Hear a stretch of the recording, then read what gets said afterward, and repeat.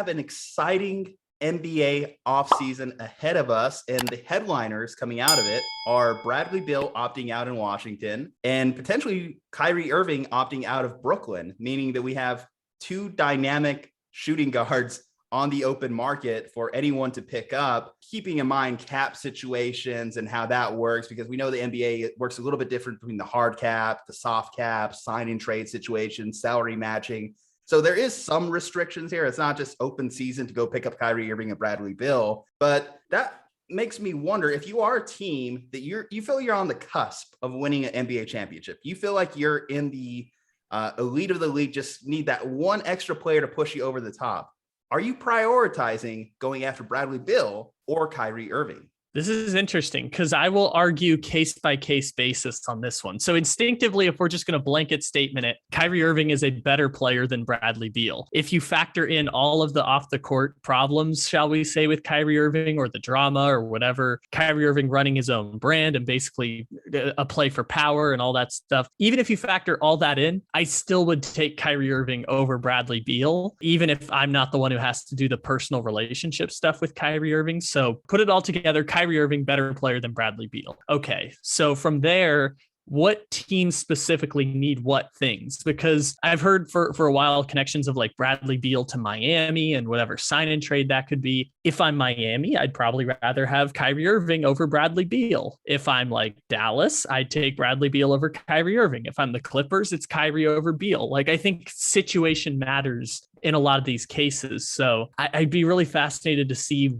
if and where these two go. I know this is kind of like the illegal tampering period now for Kyrie Irving, where he's going to spend the next 10 days looking to see what he can get from other teams. And if anyone's willing to offer him a max contract to sign and trade. We should note that that's the big dividing line between Kyrie Irving and the Brooklyn Nets. Why he's not just automatically deciding I want to return to the Brooklyn Nets is the Brooklyn Nets seem to be set on the idea that we can't really trust you, so we don't feel confident in giving you this long-term extension. And that's caused a little bit of friction with Kevin Durant, as well as Kyrie Irving is leveraging Kevin Durant in negotiations, saying, well, if I leave for nothing, then you lose Kevin Durant. So for the Brooklyn Nets, this is a much more complicated situation of what do they do? Do they bend the knee and just sign Kyrie Irving haphazardly, say, here's a 5-year max deal, do with it as you may? Or do they give him the shorter term deal with, when you talk about the extra stuff off the court with Kyrie Irving, makes more sense if you're being fiscally responsible. If you are thinking about this from a long-term team building standpoint, restricting how many years you give Kyrie Irving makes a lot of sense for the Brooklyn Nets, but it doesn't if you lose Kevin Durant, because then you enter full scale rebuild. And that's why it's such a problematic situation for them in particular, out any team that could acquire or keep Kyrie Irving. I think Brooklyn can like take their cake and eat it in this one, because they can trade Kyrie Irving and it's not great, but they can survive.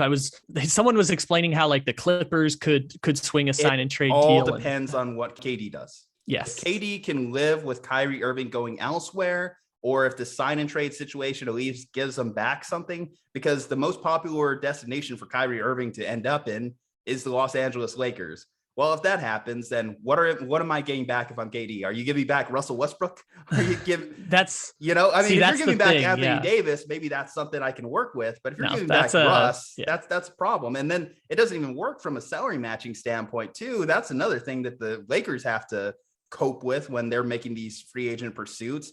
We talked about the Knicks. The Knicks are also a popular Kyrie Irving destination. Again, for KD's concern, are you giving him back Julius Randle, RJ Barrett, or are you giving him to work with? Yeah, this is the interesting part about that. I think if we're going to like lay out the landscape of if Kyrie Irving's going to leave, what's the best place for Kyrie Irving? And I'd argue it's the New York Knicks, and everyone wins in that conversation. But in the scheme of Kyrie Irving, maybe Kevin Durant is cool with a roster around Ben Simmons, Marcus Morris, Seth Curry, Luke Kennard, Bruce Brown, whoever else you have on that team there. And maybe that's enough to be like, okay, I can work with this for now. The reason I think the Knicks are the ideal situation for Kyrie if he's going to leave is because Julius Randle would have to be a part of that trade. Evan Fournier would have to be a part of that trade. Maybe they throw in another piece into it, but altogether, and if you look at the Nets' shortcomings against the Boston Celtics, the fact that they didn't really have enough size to compete with the Boston Celtics was problematic. So getting a Julius Randle is a good piece to acquire in a potential trade. They just need more. Obviously, they don't have the pieces on that team to compete for a championship. That's what the series against Boston showed me about the Brooklyn Nets. And I think that's where a lot of disagreements we had throughout the season on what the Brooklyn Nets were came into place, because yes, you had Kyrie Irving and KD, but that wasn't enough. You needed more. Now the Nets are also banking on, what does Ben Simmons give us? Is Ben Simmons going to give us anything? Because he's just sitting there on their bench. If he comes back and he's all-star Ben Simmons again, then you acquire a player without having to actually acquire that player. You acquired him because he just got healthy and got on your team. Drummond is a great bench center too. If they get like a guy like Julius Randle as well, they could just rotate those guys and instantly they have probably two of the better bigs in the league.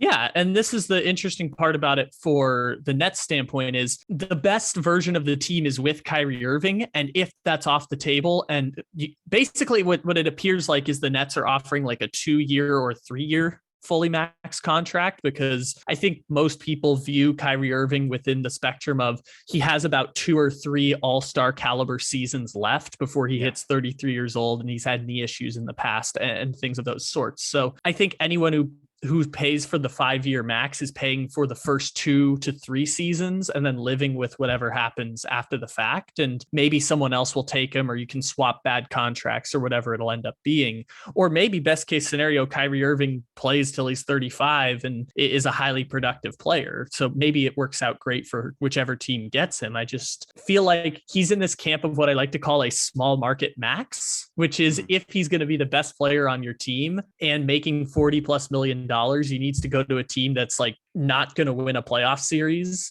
which is the New York Knicks. That's the New York Knicks. Yeah. If he goes to the Knicks, he's essentially Carmelo Anthony in the 2010s. He's Gordon Hayward with a better ball handling skills at that point is what I'm thinking of. He's got Gordon Hayward winning potential, and he's going to be if Gordon Hayward gets the Hornets to the 10 seed, he'll get the Knicks to the 7. You know what? Actually, who he might be? He might just be Bradley Beal. And I guess when we talk about both these players, and we're talking about prioritizing who do you go after if you're a team that thinks that you're one player away, I think it's just who has a better effect on winning for me. And I agree with you in a vacuum, Kyrie Irving is a better player, but having been close to the situation as a Boston Celtics fan, I don't believe that his effect on winning is as great as it was once exaggerated. I agree that he can win you a championship if you have the best player in the world on your team, a la LeBron James. And when he went to Brooklyn, people thought Kevin Durant was the best player in the world. It turns out Kevin Durant probably hasn't been the best player in the world for the last 4 years. And I think that that's where a lot of disagreements about the Nets have come into play. So I don't think that the difference between Bradley Beal and Kyrie Irving in terms of can they win me games is that great of a difference between the two players. Now, the difference maker for me is I can count on Bradley Beal to be there more than I can count on Kyrie Irving to be there. And that's not just exclusive to injury. Obviously, there's a number of different things that have kept Kyrie Irving off the court over the last few years. I think he only played 103 games in total in his Brooklyn Nets tenure. And for a 3-year time period, that's ridiculous. That's not what you signed up for if you're the Nets. And if you're his next team and he's getting older, he's not getting younger, he's getting older, he's on the other side of 30, you have to seriously look at that and think, well, Bradley Beal, he hasn't been as proven. He doesn't have the accolades of Kyrie Irving, but I could probably count on him more. And if I could count on you more, I think that that's almost more valuable than you being on the court or you having the best handle in the world or you having more in your bag. The skill set difference between Bradley Beal and Kyrie Irving isn't that great. The reliability is insanely great for Bradley Beal's benefit as opposed to Kyrie. Oh, for sure. That's I think part of the conversation. And I think kind of the same point is like Kyrie Irving has about 2 or 3 all-star caliber basketball seasons left. If we're just doing the average timeline of like basketball player who's going to the Hall of Fame, usually around 33, with the exception of like Tim Duncan and Kobe Bryant, like usually around 33, you're not guaranteed to make the all-star every year. You're not starting in the all-star game every year. And especially in the Eastern Conference where there were like 2 Cavaliers that made the all-star team last year, you start to fade a little bit from that elite tier where you might make an all-star team, you might not make an all-star team. And factor in the knee injuries and everything else that Kyrie has accumulated throughout his career, I feel like that's aged him more than someone like Bradley Beal. I mean, Bradley Beal's coming off an injury, to be fair. He is, but that also kind of felt like injury that he didn't even try to necessarily rehab because the Washington Wizards were so bad, as opposed to Kyrie, who we've seen him take injuries like when he's on good teams, like the 2018 Celtics, and just completely miss the end of the season, not even make it the effort to rehab and get back. So I think when I compare those two players, I think I'm probably leaning Bradley Beal. What do they always say, that your best asset is availability or something along those lines? Your best ability is availability. There we go. That's Juju's words of the week. Wise words of the week from Juju. And I would rather take the chance on the player that's at least on the court than the one that maybe he might be. Who knows? Maybe when COVID 2022 comes along, are we going to discuss vaccine requirements or anything along those lines? Those are all things that you have to kind of like bake into the Kyrie Irving equation, that at least with Bradley, we don't have those concerns. Not on the surface, not that we know of. We don't have those concerns with Bradley. And that's why I'm leaning Bradley Beal. The last point I will have on Kyrie Irving before I have a little bit on Bradley Beal, because it's been heavy Kyrie Irving talk, is your noted hatred for Kyrie Irving has been on display in the past. And two, if you're looking for a perfect situation of take your cake and eat it, other than New York, which is like New York's going to pay him a ton of money, they'll lose in the first round, he'll give them a little bit of relevance. Clippers, because Steve Ballmer has paid the luxury tax each of the last 3 seasons. The extra $15 million that people are debating about Kyrie Irving, that's FU money for Steve Ballmer. He's paid a higher luxury tax than the Warriors last year. That's a situation where they sign and trade and make that one work. Let me just chime in real quick before you go on Bradley Beal, as far as the betting odds for both these guys in terms of where they might end up. For Kyrie Irving, the number one most likely destination, as discussed, is the Los Angeles Lakers. The Lakers have plus 150 betting odds. The Clippers are number 2, not that far behind them, at plus 200. Heat plus 400, Knicks plus 400. So the Bulls sliding in at plus 800. The Bulls potentially may be interested. Bradley Beal, as far as his top 5 potential destinations, according to Vegas, 3-1 odds for the Boston Celtics. I don't see it. There's a lot of concerns we can talk about with Bradley Beal in terms of where he could end up, and that being the Boston Celtics, but I don't really see it just because of a number of different factors, including the cap. The Portland Trail Blazers at 4-1. So Portland trying to make an effort to keep Damian Lillard and get someone that can pair with him nicely. Miami Heat 5-1. So Miami very involved in both these guys, according to Vegas. The Brooklyn Nets 6-1. So if they're trying to replace Kyrie Irving, interesting. Atlanta Hawks 7-1, which, okay, that could be one of the most dynamic offenses in the league. But between Trae Young and Bradley Beal, 0 defense. That's going to be the ultimate score 150, but allow 160 team. Yeah, probably. The last part I will say, there's no way in hell Kyrie Irving's going to the Lakers. There's no situation that's going to happen. There's just hold no on. Chance. Let's talk about that one a little. Let's talk about it just a little bit. He did have that interview a couple months after the season, after the Nets got eliminated, where he was talking about how the relationship between him and LeBron James eroded in that last year and what led to the trade, and that he has regrets about how that situation ended up. This might be one of the last couple of years that Kyrie Irving can win a championship. The Lakers, I know there's a number of things that we look at and think that it doesn't make sense. And we look at how bad the Lakers were last year. But in terms of the one player, the one teammate that has used Kyrie Irving's skill set to perfection, that is one LeBron James. How are the Lakers going to move Westbrook, though? Because Westbrook ain't going to Brooklyn. There's no way Brooklyn wants that. There's no way Kevin Durant wants that either. It would have to be. So basically, it would have to be a 3-team trade. But we now know from the report yesterday from Mark Stein, like they tried to trade Westbrook, THT, and a first rounder for Malcolm Brogdon and got turned down. There's almost no place they can trade Westbrook. You listen to Colin Cowherd. He says Anthony Davis for Kyrie straight up. I don't like that if you're the Lakers, because LeBron isn't the defensive player that he once was. You lose Anthony Davis, you lose that size, and you get in a Kyrie Irving. It just doesn't make sense for one of the worst defensive teams in basketball last year. Yeah, the reason you bring in Kyrie is to form a big 3. It's not to replace Anthony Davis as your number 2 They option. just have no assets. That is the problem with the Lakers. They have nothing to give other teams, or nothing that other teams want. Yeah, no matter what, if they're going to, so basically the way I'm thinking of it is if they, also, I don't know why Kyrie would want it either, but if you bring in, again, it's LeBron, maybe they want to like mend that relationship and go out one more title together. That's why if you're Kyrie, why you would want that. That's at least my answer on it. I guess in that I just feel like the Clippers and Knicks, I don't know Kyrie that well. I don't know Kyrie at all. So I don't know what Kyrie's priorities are there too. I've listened to a lot more of his stuff. He talked about the Boston stuff recently, and I grew a little bit more empathy towards his situation in that. I guess he lost a family member during that time. I didn't know about that. And that led to a little bit of a disassociation with the team. But Kyrie over the last couple of years, he's just an enigma. That's the best thing you could say about Kyrie. He's an enigma. So it is hard to pinpoint what he really wants. It seems like family is something that he values. He's starting to value family and relationships a lot more. And if he does value that relationship with LeBron James, maybe it's not the worst idea to try and go back with LeBron and try and make it work one more time, because that was the highest point of success in his career with LeBron James. Could you do it one more time? I guess we're kind of doing this. Oh. Yeah, I mean, we talked about that last year. We talked about that year that he got traded from the Cavaliers to the Celtics. And obviously the Cavaliers went on to go to the NBA Finals. And that's a big what if. What if Kyrie was on that team? Could they have slain the Warriors? Would you have had the J.R. Smith moment when LeBron James scores like 50 points in a game and it's one of the greatest games of all time and you still lose in overtime?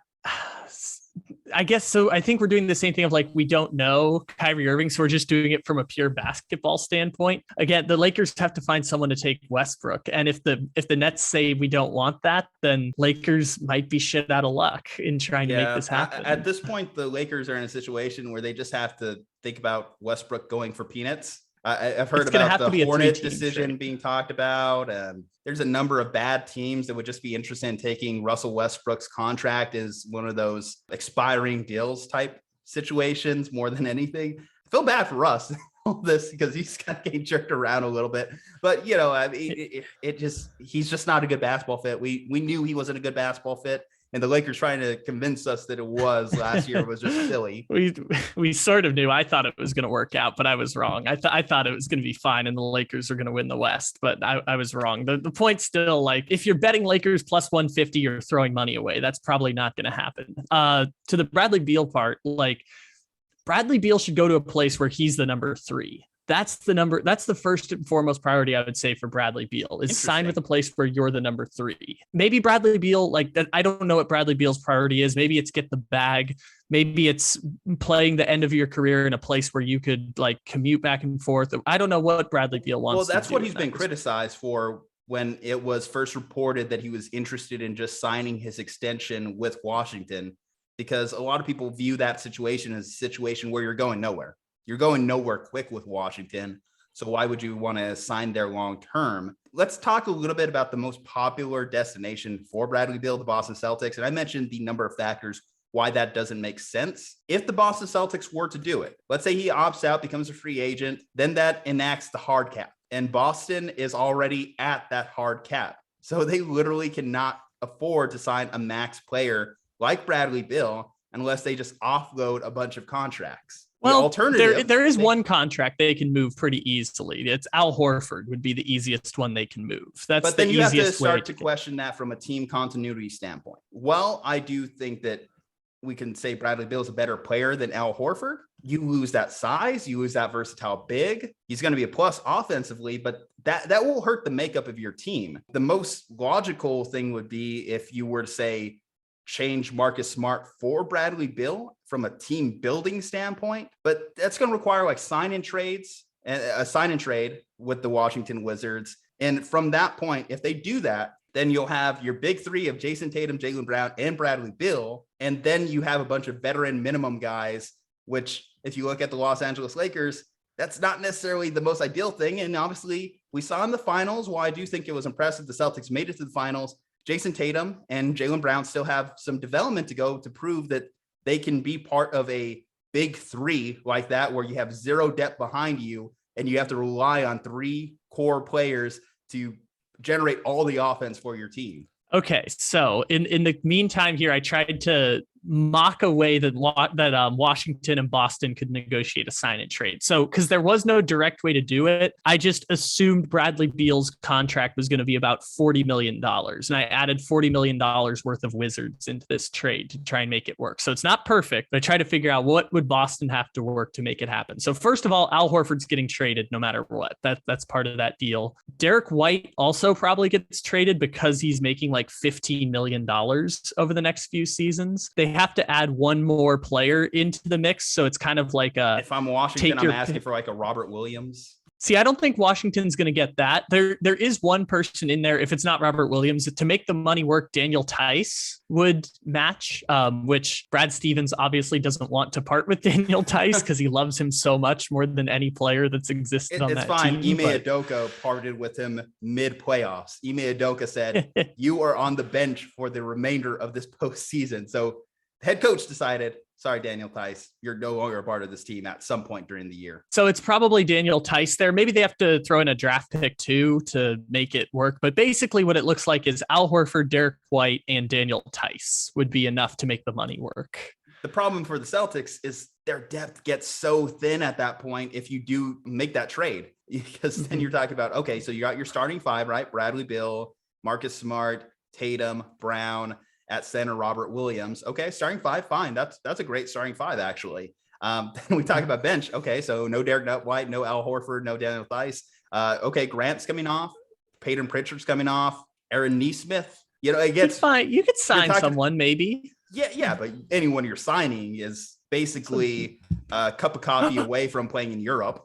Oh, you know what would be an actual like crazy moves if they use their mid-level exemption on Kevon Looney? Wouldn't that be an absolute crazy move? That's been talked about. That's been one of those things talked about. Duncan Robinson's been talked about for the Celtics. A number of players that teams just want to offload or get rid of has been talked about for the Celtics to use that mid-level exception or to just basically build their depth. The problem is that they were already running a 7-8 man rotation as is. And you hope that the guys like Grant Williams, Peyton Pritchard will take a next extra leap of development, but that's not a guarantee. It's not even a guarantee that Jason Tatum or Jaylen Brown will take that next leap of development. So if you do that, if you sell out, we're going Bradley Beal, you almost want to guarantee a championship, especially if you're the Boston Celtics and you were 2 games away from a championship. Acquiring Bradley Beal is a statement saying we will win a championship this year. And I don't like it with that depth. I guess the only thing that you would say is, do I have enough faith in Ime Udoka to cook something up to make this work? Because then you're putting it all on your head coach to come up with the right rotations, the right group of guys. You're putting on Brad to get those right G leaguers that end up being talented role players, which is a lot. And I think that this has changed the construction of super teams in the NBA. I don't think that super teams really work as well as they did when it came to Miami. You know, Miami was the last super team I really felt worked. I mean, in fairness, we don't talk about the Cavs as a super team during that 3-year run with Kyrie and LeBron, but Kyrie and LeBron were the 2 best players in the Eastern Conference during that stretch. So I think that one worked well. Obviously, the Warriors, people will argue the Warriors underachieved because they only won 2 titles with Kevin Durant. Here's what you want if you're Boston and you acquire Bradley Beal. You want Bradley Beal to be as good as Kevin Durant. And the problem is Bradley Beal is not as good as Kevin Durant. Yeah. So, no, Boston would not be a super team if they added Bradley Beal. That's not the conversation that's there. It would just be a team that has 3 all-stars, but there's a difference between a super team and a team with 3 all-stars. It's weird how that works. So the other thing I started thinking about is if it's not Boston and Boston runs it, because I think Boston's probably going to run it back with the same group as last year for better or for worse. Like maybe they tinker a couple things around the edges. Modest changes. As I mentioned, some bench depth seems to be the most likely situation for the Celtics this offseason. So where else would Bradley Beal be a number 3? I think the next one that was on the list was Miami as a plausible Portland was the next up.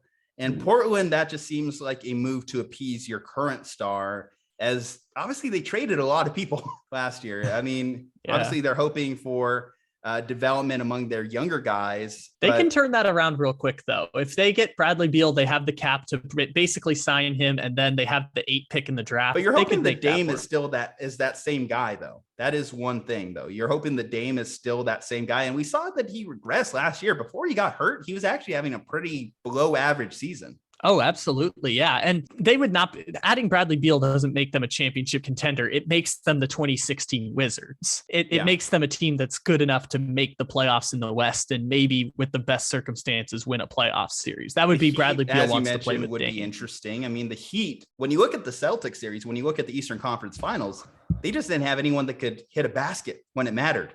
Like they had stretches in that series where they would go 8-9 minutes without scoring a basket. So getting a guy like Bradley Beal would be a great addition to that team, especially because Kyle Lowry looks like he took a step back, a big step back, actually, because he was almost unplayable for the Miami Heat at points during that series. Jimmy Butler is still that dog. Like I still fear Jimmy Butler in the playoffs. I expected him at that 3, to be honest, at the end of game 7. I was fully expecting that thing to go in the basket. You got your size and Bam. I could see Miami making a Bradley Beal deal work. That would make a lot of sense from the way that their team is constructed. They have the depth, they have the stars up top, and not to sound corny, but they have the culture. They have a winning culture there in Miami. And I think that would do a guy like Bradley Beal a lot of good, because Bradley Beal obviously hasn't been in a winning environment the entirety of his career. So to go to a Miami that has Pat Riley up top, that has a championship head coach in Eric Spoelstra, that has that dog of Jimmy Butler, I think is a good place for him to wind up from a development standpoint. I mean, 28 years old is Bradley Beal. So he's certainly in the midst of his prime. Miami would be a good landing spot. I do like that from the Vegas odds. And I do think that Miami, they have to look at that Eastern Conference Finals and say, we have to do more. We have to do more. We're close. We are close, but we have to get that one more guy with Jimmy Butler to make this work.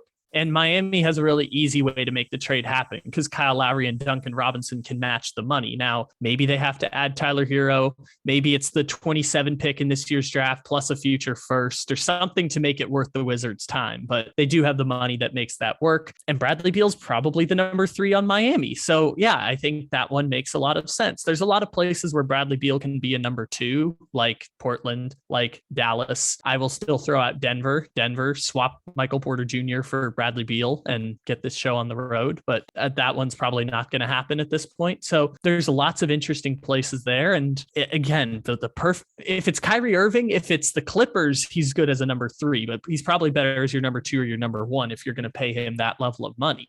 If you're a team going after Bradley Beal, should probably have Bradley Beal as your number 3 if you have legitimate chances of going to the championship.